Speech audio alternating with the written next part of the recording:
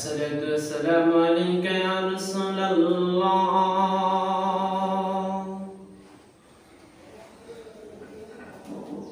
الصلاة والسلام عليك يا حبيب الله.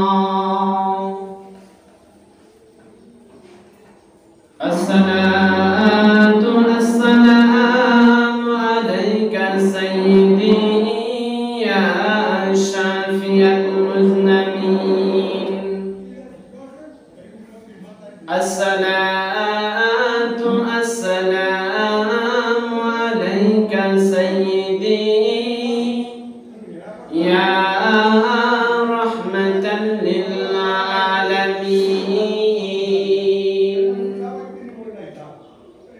الحمد لله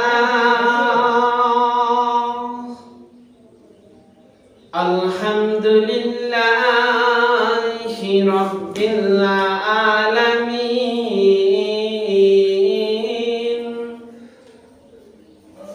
والعاقبة للمتقين،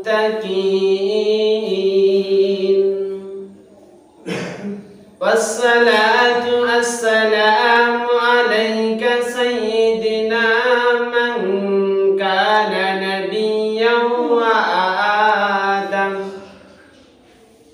وآدم بين الماء والطين، وعلى آله وأصحابه وأولياء ملته وعلماء أهل سنته أجمعين. أما بعد، فأعوذ بالله من الشيطان الرجيم. بسم الله الرحمن الرحيم. قل هل يستوي الذين يعلمون والذين لا يعلمون؟ وقال الحديث الشريف عن أبي هريرة رضي الله تعالى عنه قال: قال رسول الله صلى الله عليه وسلم: من يرد الله به خيرا يفقهه في الدين. وإنما أنا قاسم والله يؤتي. متفق عليه. وقال الله سبحانه وتعالى في شأن حبيبه مخبرا وآمرا: إن الله وملائكته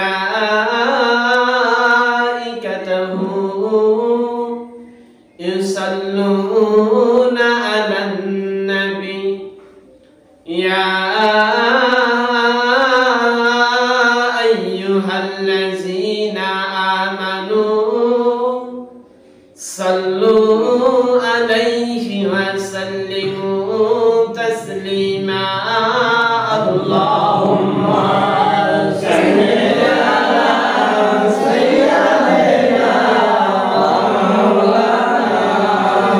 محمد وعلى آل سيدنا مولانا محمد. اللهم صل على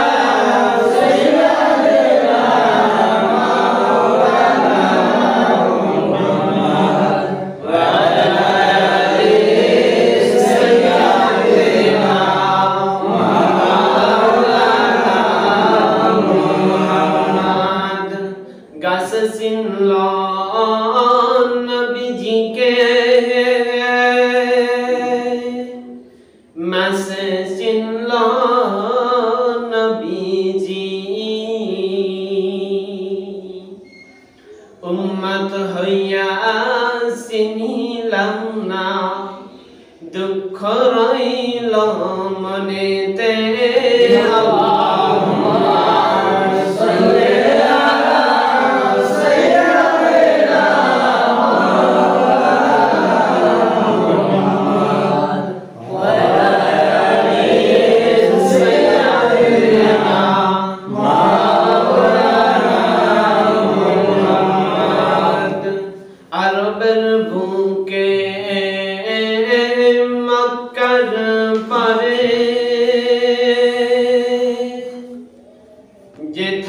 যেথায় আমিনার ঘর, খোদার করুণা কাউসার আজো জলসে বারংবার আল্লাহুম্মা সাল্লি আলা সাইয়্যিদিনা মাওলানা মুহাম্মদ ওয়া আলি সাইয়্যিদিনা মাওলানা মুহাম্মদ। বালাগাল উলা বিকামালিহি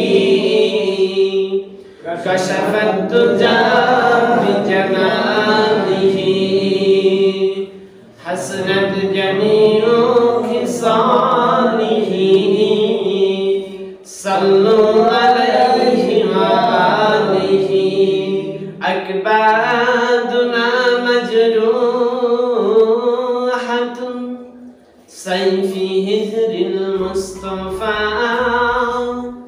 তুবা লিআহলি বালদাতুন فيها النبي المحترم بلغ العلا بكماله كشف بجماله حسنت جميع خصاله صلوا عليه وآله صلاة يا رسول الله عليكم سلام يا حبيب الله عليكم صلاة يا رسول الله عليكم سلام يا حبيب الله عليكم اللهم صل وسلم وبارك عليه।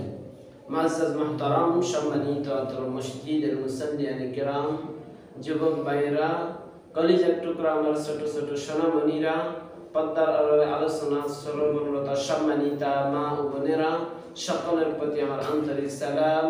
আসসালামু আলাইকুম ওয়া রাহমাতুল্লাহ। ওয়া আলাইকুমুস সালাম ওয়া রাহমাতুল্লাহি ওয়া বারাকাতুহু। যে মহান আল্লাহ সুবহানাহু ওয়া তাআলা আপনাকে আমাকে ভালোবেসে অত্যন্ত মহব্বত করে দীর্ঘ এক সপ্তাহ পর আল্লাহর ঘর মসজিদে আসার এবং বসার তৌফিক এনায়েত করেছেন, সেই মহান মুনিবের দরবারে সকলে একবার কালিমাতুশ শুকর আদায় করি আলহামদুলিল্লাহ। লক্ষ কোটি দরুদ ও সালাম, তার চেয়েও বেশি আল্লাহর সৃষ্টির প্রধান আকর্ষণ, বিশ্ব সবার সভাপতি, সমস্ত নবী রাসূলদের মাথার তাজ, সাইয়্যিদুনা হাবিবুনা শাফিউনা নবিয়ুনা রাহমাতুল লিল আলামিনের প্রতি, যাকে আজ থেকে প্রায় ১৫০০০ বছর পূর্বে এই দুনিয়ার মানুষের জন্য রাহমাতুল লিল আলামিন হিসেবে প্রেরণ করেছিলেন, সেই নবীজির প্রতি হৃদয়ের ভালোবাসাকে উজাড় করে দিয়ে সংক্ষিপ্তভাবে দরুদ ও সালাম পৌঁছে সাল্লাল্লাহু আলাইহি ওয়াসাল্লাম। এই মাসটি আরবি মাসের দিক থেকে মুহররম মাস, আরবি নববর্ষের মাস, শুরুর মাস। যদি ইংরেজি মাসের দিকে তাকাই তাহলে এই মাসটি আগস্ট মাস, ঠিক না? আগস্ট মাসটা এই বাঙালি মানুষের জন্য, সকলের জন্য শোকের মাস। তার এই ধারাবাহিকতায় মুহররম মাসটি শোক, শান্তি সবকিছু মিলিয়েই আমরা আজকে কথা বলবো ইনশাআল্লাহ। যদি আমরা পৃথিবীর শুরু লগ্নে তাকাই তাহলে দেখতে পাবো আল্লাহ তাআলা এই পৃথিবীকে যেই দিন সৃষ্টি করেছিলেন ওই দিনটা ছিল 10ই মুহররম, ইয়াউমুল আশুরা, শুক্রবারের দিন। আবার যদি আমার রাসূলের ঘোষণার দিকে তাকাই তাহলে দেখতে পাই এই পৃথিবীকে যেই দিন আল্লাহ তাআলা ধ্বংস করে দিবেন, শেষ করে দিবেন, ওই দিনটাও থাকবে 10ই মুহররম ইয়াউমুল আশুরা শুক্রবারের দিন। গত জুমাটা ছিল কিন্তু 10ই মুহররম এবং শুক্রবারের দিন।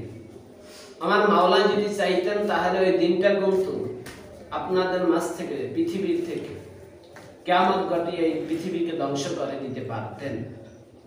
কিন্তু আল্লাহ তাআলার নিদর্শনগুলির মধ্যে, কিয়ামতের বড় বড় আলামাতের মধ্যে যে সকল কাজগুলি বাকি আছে, যে সকল উপস্থিতিগুলো বাকি আছে, যে সকল জিনিসগুলি বাকি আছে, এইগুলি সংগঠিত হয় নাই বলেই গত জুমায় কিয়ামত সংগঠিত হয় নাই। তাহলে কি আপনি আমি এখানে আসতে পারতাম? আপনার আমার স্মরণ করিয়ে দেয় ঐতিহাসিক ঘটনা থেকেই আল্লাহ তাআলা এই পৃথিবীকে যেই দিন সৃষ্টি করে সমাপ্ত করেছিলেন, ওই দিনটা ছিল 10ই মুহররম ইয়াউমুল আশুরা শুক্রবারের দিন। আবার যেই দিন এই পৃথিবীকে আল্লাহ তাআলা ধ্বংস করে দিবেন, শেষ করে দিবেন, ওই দিনটাও থাকবে 10ই মুহররম ইয়াউমুল আশুরা শুক্রবারের দিন। এখন আমরা পৃথিবীর শুরু লগ্ন থেকে, এই পৃথিবীর সর্বপ্রথম মানব থেকে আজ পর্যন্ত আমরা একটু চলে আসার চেষ্টা করব এবং আলোচনার শেষ দিকে একটু শোক নিয়েও কথা বলবো ইনশাআল্লাহ। বাঙালি জাতি যেহেতু এই শোকের মাসটি এবং এই দিনটাও একটা শোকের দিন বললে ভুল হবে না, ইনশাআল্লাহ স্মরণ করিয়ে দিব। আমরা যদি পৃথিবীর শুরু থেকে এই পর্যন্ত তাকাই, একজন নয়, দুইজন নয়, এক এক করে 10 জন নবীকে আমার আল্লাহ সুবহানাহু ওয়া তাআলা 10 জন নবীকে এই 10ই মুহররম ইয়াউমুল আশুরার দিনে আল্লাহ তাআলা তার কাছে প্রেরিত বান্দা হিসেবে কবুল করে নিয়েছেন এবং তার বন্ধু হিসেবে তাকে গ্রহণ করেছেন। এখন সর্বপ্রথম এই পৃথিবীর মানব আমাদের আদি পিতা বাবা আদম আলাইহিস সালাতু ওয়াস সালাম, আপনি আমি জানি বাবা আদমকে সৃষ্টি করেছেন। বাবা আদমকে সৃষ্টি করেছিলেন যেই দিনটা, ওই দিনটাও ছিল 10ই মুহররম। বাবা আদমকে সৃষ্টি করে জান্নাতের ভিতর 40 বছর পর্যন্ত বসিয়ে রেখেছেন। বাবা আদমকে সৃষ্টি করে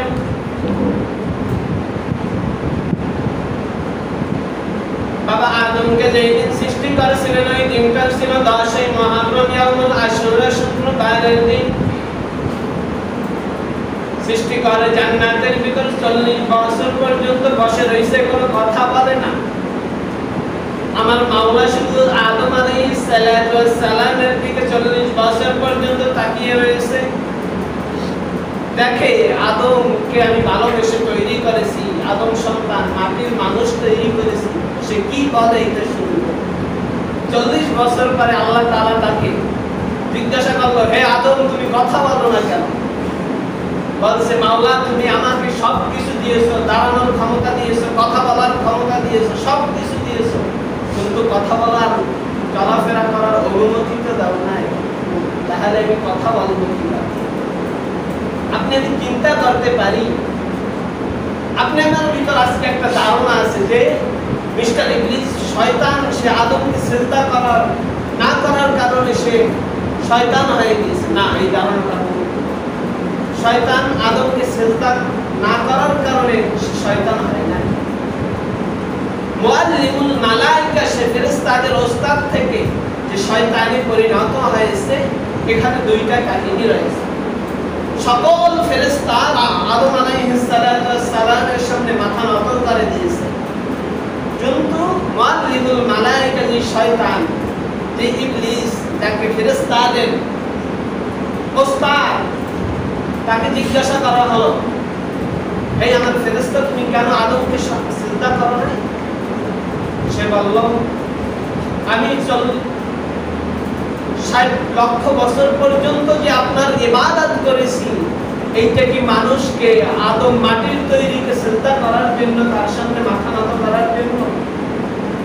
সে যদি এখানে বলতো আমি তো আর ফেরেশতা না, আমি তো জিন জাতি থেকে ফেরেশতাদের ওস্তাদ হয়েছি, তাহলে কিন্তু আল্লাহ তাআলার কাছে একটা ছাড় পাওয়ার একটা ব্যবস্থা ছিল। তারপর এটাও বলে নাই। দ্বিতীয় নাম্বার কারণ যদি সে বলতো আমি তো ফেরেশতাদের ওস্তাদ, আমি তো আগুনের তৈরি, আমি তো ফেরেশতা না, কেন আদমকে তৈরি সিজদা দিব? এখানেও সে এটা না বলে বলেছে আমি তো এত বছর সিজদা করে আল্লাহর আরশের এমন কোন জায়গা নাই যেখানে যে বর্তমান শয়তানের সিজদা নাই। তিনি চিন্তা করতে পারেন আল্লাহ তাআলার সাথে যুক্তি খারাপ করানোর কারণে, বেয়াদবি করার কারণে, এক কথায় যদি বলি আল্লাহর সাথে বেয়াদবি করার কারণে সে শয়তানে পরিণত হয়। সিজদা না করে আল্লাহর কাছে ক্ষমা চাইতে পারে। যদি বলতো আল্লাহ আমি সকল ফেরেশতা সিজদা করেছে, আমি সিজদা করি না, তুমি ক্ষমা করে দাও, তাহলে কিন্তু আল্লাহ তাআলা ক্ষমা করে দিবেন, যেহেতু আল্লাহ তাআলা দয়ালু। আমরা গুনাহ করে আল্লাহর কাছে যে সিজদা দিয়ে দোয়া করি তাহলেই আল্লাহ তাআলা আমাদেরকে ক্ষমা করে দেন, তাহলে ফেরেশতাদের সরদারকে, ফেরেশতাদের ওস্তাদদেরকে ক্ষমা করে দিতে পারতেন। এই প্রথম কারণ, যদি এই দুইটি কারণকে দেখি তাহলে মিস্টার ইবলিসে পরিণত হওয়ার জন্য আল্লাহর সাথে তর্ক করে বেয়াদবি করেছে। এই বেয়াদবির সুফল বললে ভুল হবে, কুফল বলতে হবে, কেননা সব শব্দ সব জায়গায় ব্যবহার করা যায় না। এই বেয়াদবির কুফলের কারণেই সে ইবলিস হয়ে গিয়েছে, কিয়ামত পর্যন্ত হায়াত দিয়ে নিয়েছে, আদম সন্তানের রগে রগে যে ধোঁকা দেওয়ার সুযোগ পেয়েছে এবং যদি আমরা না দেখতে পারি এই জিনিসটাও সে চেয়ে নিয়েছে। এখন আমরা তাকাই, আদমকে সৃষ্টি করেছিলেন যেই দিন, ওই দিনটা ছিল 10ই মুহররম, ইয়াউমুল আশুরা, শুক্রবারের দিন। এবং আদম আলাইহিস সালামকে এবং মা হাওয়া আলাইহিস সালামকে তৈরি করেছেন কিভাবে, এটা আপনি আমি সকলে জানি। তৈরি করে জান্নাতের ভিতর থাকার অনুমতি দিয়ে। আমার মাওলা বলেছিলেন ওই গাছটার ধারে কাছেও তোমরা যাবা না, কিন্তু ওই গাছটার ধারে কাছে শয়তানের মাধ্যমে মহিলাদেরকে একটু শয়তান ধোঁকা দিতে পারে। ওই পৃথিবীর শুরু থেকে ধোঁকা দিতে পারে, তাড়াতাড়ি ভুলতেছে। কিন্তু বিভিন্ন সময় দেখা যায় যে মহিলাদের চাইতে পুরুষরা এমন আল্লাহ তাআলার নাফরমানি করে যে শয়তান মহিলাদের কাছে হার মানছে, পুরুষদের কাছে এসে তাদেরকে বন্ধু বানাই দিয়েছে। যাক, ওদিকে যেমন আজকে আল্লাহ তাআলা যে আদম এবং মা হাওয়া আলাইহিস সালামকে পৃথিবীতে ওই গন্ধম গাছের ফলটি খাওয়ার পরে, বিভিন্ন কিতাবে বিভিন্ন নাম আসছে গাছটির, আমরা যেটা শুনেছি আগে ওই নামটি গ্রহণ করে নিই। গন্ধম গাছের ফলটি খাওয়ার পরে আল্লাহ তাআলা তাকে জান্নাতে পাঠায়, জান্নাত থেকে বাহির করে দুনিয়ার বুকে পাঠিয়ে দেন। পাঠিয়ে দেওয়ার পরে কেউ কেউ বলেছেন 300 থেকে 500 বছর, কেউ কেউ 300 থেকে 350 বছর, আবার কেউ কেউ 500 বছর পর্যন্ত বলেছেন। 500 বছর পর্যন্তই আমরা ধরে নিই। 500 বছর পর্যন্ত আল্লাহর কাছে ক্ষমা চেয়েছেন, আল্লাহ তাআলা ক্ষমা করেন। যেই 500 বছর পরে তার আদম আলাইহিস সালাম এবং মা হাওয়া আলাইহিস সালাম আরাফার ময়দানে, এখন যে আরাফার ময়দান আছে, আরাফার ময়দানে এসে একত্রিত হয়েছে। একত্রিত হয়ে আল্লাহর কাছে দোয়া করছে, হে আল্লাহ, তুমি আমাকে তৈরি করার পরে আমি মাথা জাগিয়ে তোমার আরশের নিচে, তোমার আরশের পয়ায় যে লেখাটি দেখেছিলাম, ওই ব্যক্তি তোমার প্রিয় বান্দা হবে কিংবা প্রিয় বন্ধু হবে। ওই প্রিয় বন্ধুর ওসিলায় আমাদেরকে ক্ষমা করে দাও। ওই প্রিয় বন্ধু কার নামটা আরশে আজিমে লেখা ছিল? হযরত মুহাম্মদ মুস্তাফা সাল্লাল্লাহু আলাইহি ওয়াসাল্লাম, আপনার আমার নবীর নামটা লেখা ছিল। এই নাম ধরে আল্লাহর কাছে ক্ষমা চাওয়ার সাথে সাথে আমার মাওলা আদম এবং মা হাওয়া আলাইহিস সালামকে ক্ষমা করে দেয়। আপনি চিন্তা করতে পারি, আপনি আমি দোয়া করতে পারি আল্লাহর কাছে, আল্লাহ আমাদের নবীর উসিলায় আপনি আমাকে এইটা দেন, আমাকে ক্ষমা করে দেন। অভাব থাকলে অভাব থেকে দূর হওয়ার জন্য এই দোয়া করতে পারি সর্বদা। আপনি চেষ্টা করে দেখবেন হয়ে গেছে। নবীর উসিলা দিয়ে দোয়া করলে সবচেয়ে বেশি দোয়া কবুল হয় এবং সবচেয়ে তাড়াতাড়ি দোয়া কবুল হয়। আমরা তার জন্যই দোয়ার পূর্বে দুরূদ শরীফ পড়ে নিই, আল্লাহ রাসূলের প্রতি দুরূদ শরীফ পড়ে নিই। যেহেতু আল্লাহ তাআলার প্রতি, আল্লাহ রাসূলের প্রতি দুরূদ শরীফ পড়লে সাথে সাথে রহমত বর্ষণ হয়। 10 জন নবীকে আমরা বলেছি 10 জন নবীকে এই দিনে আল্লাহ তাআলা ক্ষমা করেছেন, আল্লাহ তাআলার কাছে প্রিয় বান্দা হিসেবে কবুল করে নিয়েছেন। ক্ষমা করেছেন বললে আবার ভুল হতে পারে, কেননা নবীদের কোনো গুনাহ ছিল না। নবীরা নিষ্পাপ, তারা মাসুম, তাদের কোনো গুনাহ নাই, তাদের গুনাহ করার ক্ষমতাই নেই, গুনাহ করবে। এই জন্য যদি আমরা তাকাই তাহলে এক এক দিক থেকে দেখতে পাই আল্লাহ তাআলার কাছে 10 জন নবীকে প্রিয় করে নিয়েছিলেন এই দিনটায়। প্রথম এক নাম্বার গেল। দ্বিতীয় নাম্বার যাকে নিয়ে আমরা হযরত নূহ আলাইহিস সালাতু ওয়াস সালাম। আপনি আমি জানি সকলে যে প্রায় 600 থেকে 700 বছর পর্যন্ত নূহ আলাইহিস সালাতু ওয়াস সালাম সে দাওয়াত দিয়েছিল, তার ধর্মের ইসলামের দাওয়াত দিয়েছিল।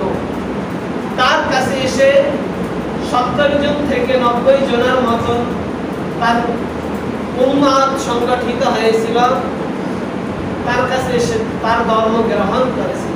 তারপর আল্লাহর কাছে দোয়া করেছিল, হে আল্লাহ তুমি আমাকে ক্ষমা করে দাও, কিংবা এই উম্মতদেরকে তুমি এমন শাস্তির ব্যবস্থা করো যাতে তারা হেদায়েত প্রাপ্ত হতে পারে।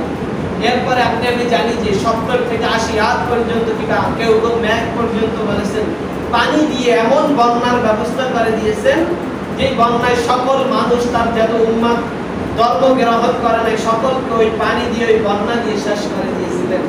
আর নূহ আলাইহিস সালাতু ওয়াস সালাম একটি জাহাজ তৈরি করেছিলেন, ওই জাহাজের উপর তার সকল উম্মতদেরকে নিয়েছিল, নিয়ে জাহাজকে যেই দিন আল্লাহ তাআলা তার হুকুমে ওই জাহাজকে আবার ল্যান্ড করেছিল, থামাইছিল, ওই দিনটা ছিল 10ই মুহররম, ইয়াউমুল আশুরা, শুক্রবারের দিন। আরবের বুকে একটা পাহাড় আছে, মিশরে সম্ভবত জুদি পাহাড় নামে। ওই পাহাড়ের উপরে হযরত নূহ আলাইহিস সালাতু ওয়াস সালামের জাহাজ থামিয়েছিল।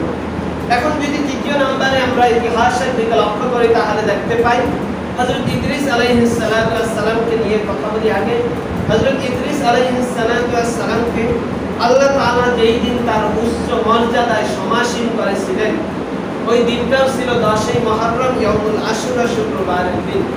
তারপরে যদি তাকাই তাহলে দেখতে পাই হযরত ইব্রাহিম আলাইহিস সালাতু ওয়াস সালাম চতুর্থ নম্বরে। ইব্রাহিম আলাইহিস সালাতু ওয়াস সালামকে দুনিয়ার বুকে পাঠানো হয়। তার পূর্বে তার নমরুদ বাহিনী, তার গণকরা জেনে গিয়েছিল যে এমন একজন সন্তান আসবে নমরুদের ক্ষমতাকে তুচ্ছ করে দিবে, নমরুদের ক্ষমতাকে শেষ করে দিবে। এইটা জানার পরে সে করেছিল কি 1 বছর পর্যন্ত ঘোষণা দিয়েছিল যত নারী পুরুষ আছে তারা আলাদা আলাদা ভাবে শুইবে, একত্রে শুইতে পারবে না। কেননা তারা জানতো যে একত্রে শুইলেই বাচ্চা এসে করবে, ওই বাচ্চা এসে নমরুদের মসনদকে শেষ করে দিবে, লুণ্ঠন করে দিবে, শেষ করে দিবে। এইটা জানার পরে 1 বছর পর্যন্ত স্বামী স্ত্রীদেরকে একত্রে শুইতে নিষেধ করেছিল। পরে নমরুদের রক্ষী বাহিনী ছিল ইব্রাহিম আলাইহিস সালাতু ওয়াস সালামের পিতা এবং মাতা, তার বাসায় কাজ করত, তার রুমেই শুইত। বৈঠকখানে তারা এক পাশে শুইত কিংবা ওই সময় আরেক পাশে তারা শুইত। তার রাজা সিংহাসনের ভিতরে তারা থাকত। একদিন তাদের ভিতরে এমন ভাবে স্বামী স্ত্রীর ভিতরে কামো বাসনা তৈরি হয়, তার কারণে তাদের ভিতরে শারীরিক সম্পর্ক তৈরি হয়ে যায়। এর মাধ্যমে ইব্রাহিম আলাইহিস সালাতু ওয়াস সালাম মায়ের রেহেমের ভিতরে চলে আসে। চলে আসার পরে ইব্রাহিম আলাইহিস সালাতু ওয়াস সালামের মা তো বুঝতে পারে যে আমার ভিতরে সন্তান এসে গেছে। এরপরে রাজার সিংহাসন থেকে ছুটি নিয়ে এসে চলে যায় তার বাড়িতে গিয়ে থাকে। কিন্তু জন্ম নেওয়ার 3 মাস আগেই তারা বুঝতে পারে, ওই যে গণকরা ছিল তারা জানতে পারে বলে যে ওই সন্তান মায়ের পেটে এসে গেছে, সে দুনিয়ার বুকে আসছে। এরপর আবার সেনাবাহিনী মোতায়েন করে দিয়েছে সর্বস্থানে, যেতে তাড়াতাড়ি তারা দেখতে পারে কেউ যদি বাচ্চা প্রসব করে তাকে সাথে সাথে যেন মেরে ফেলে এবং তার পিতা মাতাদেরকেও মেরে ফেলার হুকুম দেওয়া হয়েছে। এটা জেনে পরে ইব্রাহিম আলাইহিস সালাতু ওয়াস সালামের মাতা আগুন জ্বালিয়েছে, আগুনের জ্বালাইছে, আগুন জ্বালিয়ে পাতিল দিয়ে তার ভিতরে পাথর দিয়ে নাড়াচাড়া শুরু করছে, প্রসব বেদনা শুরু হয়েছে। ওই অবস্থায় সে বাচ্চা প্রসব করে ফেলে। তারপরে ইব্রাহিম আলাইহিস সালাম দুনিয়ায় চলে এসে, আপনি আমি সকলে জানি, দুনিয়ায় চলে আসার পরে একটি নৌকা কিংবা কেউ কেউ বলেছেন পানিতে ভাসতে পারে এরকম একটা পাতিল কিংবা এরকম কিছু তৈরি করে, তাকে আল্লাহর রাস্তায় আল্লাহর উপর শ্রদ্ধ করে ওই সাগরের ভিতর ভাসিয়ে দেওয়া হয়। নমরুদের ওই সাগরের ভিতর ভাসিয়ে দেওয়া হয়। নমরুদের স্ত্রীর আবার কোনো সন্তান ছিল না। কোথায় আল্লাহ তাআলার খেলাটা বুঝেন নাই। নমরুদের স্ত্রীর কোনো সন্তান ছিল না। ওই বাচ্চা আবার নমরুদের গাতে গিয়ে সকালবেলা পৌঁছায়। নমরুদের স্ত্রী সকালবেলা পানি আনতে যেয়ে দেখে যে একটা ফুটফুটে বাচ্চা সে ভেসে আসছে। নমরুদ তো বুঝতে পারছে এই বাচ্চা ওই বাচ্চা হতে পারে, এই জন্য ওই বাচ্চা রাখতেই দিবে না। এরপরও স্ত্রীর কাকুতি মিনতি স্বামী মানতে বাধ্য। ওই বাচ্চাকে লালিত পালিত করে ছোট বয়সে নমরুদকে এক থাপড় লাগিয়ে দিয়েছে। নমরুদকে এক থাপড় লাগিয়ে দেওয়ার কারণে নমরুদের সন্দেহটা আরো বেশি বেড়ে গেছে যে আমাকে থাপড় লাগিয়ে দিয়েছে, তাহলে কি এই বাচ্চাই কি ওই সন্তান নাকি যে আমার সিংহাসনকে শাসন করে দিবে? এরকম করে করে লালিত পালিত মেলায় নেওয়ার জন্য এই করেছে। মেলায় আর যায় নাই। সে মেলায় না গিয়ে ওই সময় কাবা শরীফের ভিতর নাকি 160টা মূর্তি 360টা মূর্তি ছিল। ওই মূর্তিগুলোকে কুড়াল দিয়ে ভেঙে ভেঙে বড় মূর্তির গলায় কুড়ালটা ঝুলিয়ে দিয়েছে। তখন আয়েশা ইব্রাহিম আলাইহিস সালাম তার সঙ্গে ধৈর্য নিয়ে জিজ্ঞাসা করতেছে যে এই কাজ কে করেছে? বড় মূর্তিটার এই কাজ।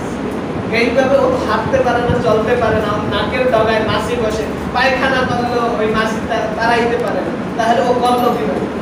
তাহলে তোমরা তাকে খোদা মানো কেন? বুঝেন? তাহলে নবীদের কারামত ছোট কাল থেকেই শুরু হয়ে যায়। তার মাধ্যমে কি করলো? ওই সময় ইব্রাহিম আলাইহিস সালামকে আঘাত করে আগুনের ভিতর ফালানোর ব্যবস্থা করা হয়েছে। আগুনের ভিতর ফালায়, তারপর জিবরাইল আমিন এসে ইব্রাহিম আলাইহিস সালামকে জিজ্ঞাসা করে, হে ইব্রাহিম আলাইহিস সালাম, আপনি যদি আমার কাছে সাহায্য চান তাহলে আমার যে 70,000 নূরের পাখা আছে, পাখা থেকে একটু হালকা বাতাস দিলে আগুন আর এখানে জ্বলবে না, এখানে কিয়ামত পর্যন্ত ঠান্ডা হয়ে যাবে। তারপরে বলছে, না, আমার মাওলা আমাকে দেখতে পাচ্ছে, আমি মাওলার কাছে সাহায্য চাই, তার যদি দয়া হয় তাহলে আমাকে সাহায্য করবে। তারপরে দোয়া শিখিয়ে দিয়েছিল, কুলনা ইয়া নারু কুনি বারদান ওয়া সালামান আলা ইব্রাহিম। এই দোয়ার অর্থ আসে যে আগুনকে হুকুম করে আল্লাহ তাআলা, হে আগুন, তোমার আমার বন্ধু ইব্রাহিম আলাইহিস সালামের একটা পশমের ক্ষতিও যেন না হয়, এমন ভাবে তুমি আগুন হয়ে যাও, ঠান্ডাও নয় গরমও নয়। ঠান্ডা এবং গরম হলে আমার বন্ধুর কষ্ট হতে পারে। ওই যেই দিন আগুন থেকে ইব্রাহিম আলাইহিস সালামকে মুক্তি দিয়েছিলেন, ওই দিনটাও ছিল 10ই মুহররম, ইয়াউমুল আশুরা। এত ব্যাপক ইতিহাস যে 4জন নবীর এটা সংক্ষিপ্ত বর্ণনা হয়েছে, তার মধ্যে টাইম সংক্ষিপ্ত শেষ হয়ে যাওয়ার পর। এখন আসি 5ম নম্বরে হযরত ইউসুফ আলাইহিস সালাম এর দিকে। আপনি আমি সকলে জানি ইউসুফ আলাইহিস সালামের পিতা হযরত ইয়াকুব আলাইহিস সালাম। ইয়াকুব আলাইহিস সালাম যে আপনি আমি সকলে জানি অনেক রোগে আক্রান্ত হয়। ইয়াকুব আলাইহিস সালাম থেকে তার সন্তান ইউসুফ আলাইহিস সালামকে নিয়ে যে তার ভাইরা কারণ সাগরের ভিতর ফেলে দেয় কিংবা কূপের ভিতর ফেলে দেয়, ওখান থেকে ওই মিশরের গভর্নর তাকে তুলে নিয়ে লালনিত পালিত করে। ওই মিশরের তাকে চাকরি দেওয়া হয় খাদ্যমন্ত্রী হিসাবে তাকে চাকরি দেওয়া হয়। তারপরে এক এক করে তার ভাইদেরকে তারা সে চিনতে পারে এবং এক পর্যায়ে সে জেলের ভিতর আবদ্ধ হয়। ইউসুফ আলাইহিস সালাম ওই রাষ্ট্রের গভর্নরের স্ত্রীর সাথে যে এটা হয় যে জুলেখা সাথে যে একটা জুলেখা তার প্রেমে পড়ে, এই জন্য ইয়াকুব আলাইহিস সালামকে জেলের ভিতর আবদ্ধ করা হয়। জেল থেকে যেই দিন মুক্তি দিয়েছিলেন আমার আল্লাহ, ওই দিনটাও ছিল 10ই মুহররম, ইয়াউমুল আশুরা। ইতিহাস সংক্ষিপ্ত করা হচ্ছে। তারপর যদি 6 নম্বরে তাকাই হযরত আইয়ুব আলাইহিস সালামকে, সে অনেক রোগাগ্রস্ত হয়েছিল এবং রোগে আক্রান্ত হয়েছিল। ওই রোগ থেকে যেই দিন মুক্তি দিয়েছিল ওই দিনটাও ছিল 10 মুহররম ইয়াউমুল আশুরা। এবং যদি 7 নম্বরের দিকে তাকানো হয় হযরত মূসা আলাইহিস সালামকে ফেরাউনের কবল থেকে, আমি সকলে জানি যে ফেরাউনের কবল থেকে যেই দিন মুক্তি দিয়েছিল ওই দিনটাও ছিল 10 মুহররম ইয়াউমুল আশুরা। এবং 8 নম্বরে হযরত ইউনূস আলাইহিস সালামের দিকে যদি তাকাই তাহলে দেখতে পাবো মাছের পেটে যে মাছ তাকে খেয়ে ফেলছিল, মাছের পেট থেকে যেই দিন মুক্তি দিয়েছিল ওই দিনটাও ছিল 10 মুহররম ইয়াউমুল আশুরা। এবং হযরত সুলাইমান আলাইহিস সালাম 9 নম্বরে যদি তাকাই তাহলে দেখতে পাবো সুলাইমান আলাইহিস সালামকে যেই দিন আল্লাহ তাআলা এই পৃথিবীর বাদশাহী দান করেছিলেন, তাকে সিংহাসন দান করেছিলেন, ওই দিনটাও ছিল 10 মুহররম ইয়াউমুল আশুরা। এবং 10 নম্বরে যদি তাকাই হযরত ঈসা আলাইহিস সালামকে যে আমার নবীর উম্মত বানানোর জন্য যেই দিন দ্বিতীয় আসমানে তুলে নেওয়া হয় ওই দিনটাও ছিল 10 মুহররম ইয়াউমুল আশুরা, শুক্রবারের দিন। আমরা 10 জন নবীর সংক্ষিপ্ত বর্ণনা শুনলাম। যদি এক একজন নবীর ইতিহাসকে কেন্দ্র করে তার আগের বাদ যেই কারণে আল্লাহ তাআলা তাকে নৈকট্য লাভ করার সুযোগ দিয়েছিলেন ওইগুলো তুলে ধরা হয়। 10 জন নবীর ইতিহাসকে তাহলে 10টা জুমা লাগবে ইনশাআল্লাহ, কমপক্ষে 10টা জুমা। আল্লাহ তাআলা এই পৃথিবীতে যেই দিন বৃষ্টি নাজিল করেছিলেন, প্রথম বৃষ্টি নাজিল করেছিলেন ওই দিনটা ছিল 10 মুহররম ইয়াউমুল আশুরা। এবং এই পৃথিবীর মাঝে যত প্রাণী আছে ওই প্রাণীদের মাঝে যেদিন আল্লাহ তাআলা রূহ দান করেছিলেন ওই দিনটাও ছিল 10 মুহররম ইয়াউমুল আশুরা। এবং যদি আমরা তাকাই তাহলে দেখতে পাই আসমান জমিন আরশ কুরসি লৌহ কলম গাছপালা তরুলতা যা কিছু আছে আল্লাহ তাআলা যেই দিন সৃষ্টি করা সমাপ্ত করেছিলেন ওই দিনটাও ছিল 10 মুহররম। সর্বোপরি একটি কথা যে ইতিহাস থেকে এবং 10 মুহররম থেকে মুহররমের শিক্ষা, আশুরার শিক্ষা এবং যদি কারবালার শিক্ষাকে আমরা গ্রহণ করতে যাই তাহলে দেখতে পাবো যে সর্বোপরি একটি শিক্ষাকে গ্রহণ করতে হয়। ইমাম হুসাইন রাদিয়াল্লাহু তাআলা আনহুকে যে ইয়াজিদের গোষ্ঠী, ইয়াজিদ বাহিনী তাকে মর্মান্তিকভাবে হত্যা করেছিল, শহীদ করে দিয়েছিল, এই ইতিহাসের দিকে যদি তাকাই তাহলে প্রত্যেক মুসলমানের প্রাণে এই হুসাইন রাদিয়াল্লাহু তাআলা আনহুর দিকে তাকিয়ে ইসলামকে লালন করতে হয়। কেননা হুসাইন রাদিয়াল্লাহু তাআলা আনহু মিথ্যার কাছে এবং ইসলাম বিদ্বেষীদের কাছে সেই মাথা নত করে নাই, বিদায় শহীদ হয়েছে। কেননা ইয়াজিদ আসরের পূর্বে ইয়াজিদ বাহিনী তাকে প্রায় 40 দিন পর্যন্ত কিংবা কেউ কেউ বলেছেন তার চেয়ে কম যে তাকে বন্দী করে রেখে 40 দিনের দিন শহীদ করেছে, হত্যা করেছে। তারপর তার শরীরের উপর দিয়ে গোড়াগুলো চালিয়ে দিয়েছে এবং শেষে হত্যা করার পরে বর্ষার মাথায় মানে তীরের মাথায় তার গলাকে কেটে সারা বাড়ি ঘুরিয়ে ঘুরিয়ে দেখাইছে। এবং তারা কিন্তু হত্যা করার পরে আসরের নামাজ আবার জামাতের সাথে আদায় করেছে। আপনার আমার বুঝতে হবে যে ইসলাম আপনাদেরকে সবসময় বিনয়ী হতে শিখায়, কারোর সাথে ঝগড়া বিবাদ যুদ্ধ বিদ্রোহ করতে শিখায় না। এখন আপনার সাথে মুসলিম কাশ্মীরের সাথে যদি ইহুদি নাসারাদের যুদ্ধ হয়ে যায়, আপনার উপর তারা নির্যাতন করছে, আপনার রক্ষার জন্য তাদের সাথে যুদ্ধ করা যায় না। এখন যদি আমি জিহাদ জিহাদ বলে লাফিয়ে আপনাদেরকে জিহাদে নামিয়ে দিই, এটার নাম জিহাদ নয়। জিহাদ করতে হলে কয়েকটি শর্ত আছে। 1 নম্বর, ইসলামী রাষ্ট্রে জিহাদ করার জন্য ইসলামী রাষ্ট্রের প্রধানমন্ত্রীর অনুমতি লাগবে। 2 নম্বর, সে স্বাধীন লোক হতে হবে এবং সকল প্রকার শক্তি সবল নিয়ে যদি কাফেরদের সাথে জিহাদ হয় ওই জিহাদটা জায়েজ আছে, অন্য কোনো প্রকার জিহাদ জায়েজ নাই।